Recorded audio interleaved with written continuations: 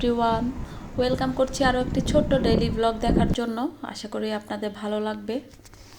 সেদিন বাহিরে মোটামুটি ভালোই ঠান্ডা ছিল, তো রাতের বেলার জন্য রান্না করছিলাম ডিনারের জন্য।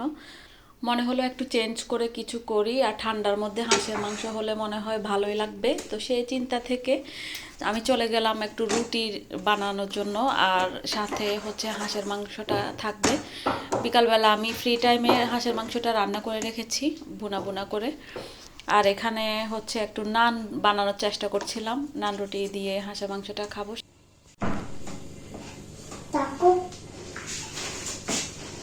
ওয়াও, কি সুন্দর রুটি। সুন্দর হচ্ছে।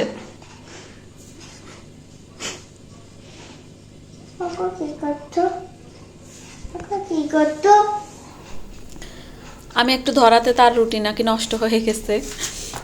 তো যাই হোক, আমি রুটি বানাইতে আসছি, আর সেও আমার সাথে নাকি রুটি বানাবে। আমি যেটা করি যখন ফ্রি থাকে তখন সেটাই করতে চায়, তো আর না করি নাই। ওকেও একটু খামির দিয়ে বাংলাদেশ থেকে আসার সময় ওর জন্য ছোট্ট একটা পিড়ি আর বেলুন নিয়ে আসছিলাম রুটি বেলার জন্য।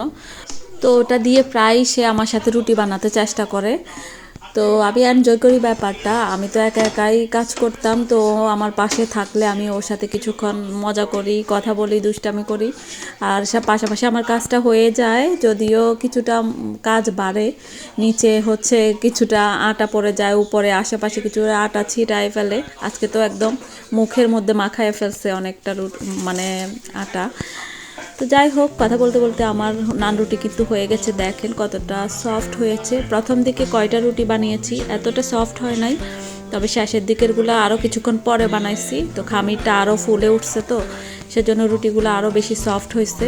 পরের রুটিগুলো অনেক সুন্দর হয়েছে। এই যে, তো কয়টা পরোটাও ভেজে নিলাম, রেডি পরোটা যেটা।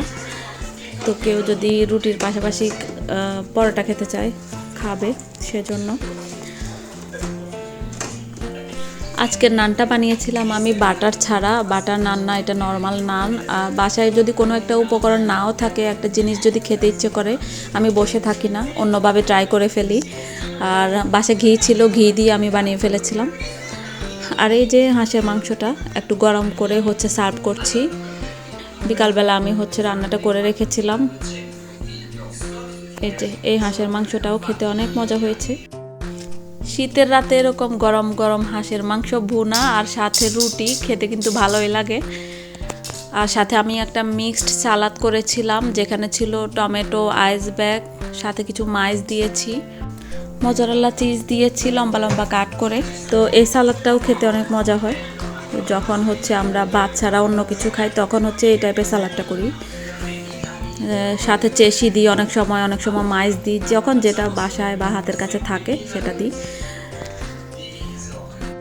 আর আইস ব্যাগের এই সালাদটার মধ্যে আমি সবসময় অলিভ অয়েল দিই, সরিষার তেল ব্যবহার করি না। তো আজকের ছোট্ট ব্লগটা যদি ভালো লেগে থাকে, অবশ্যই একটা লাইক অথবা শেয়ার করতে পারেন।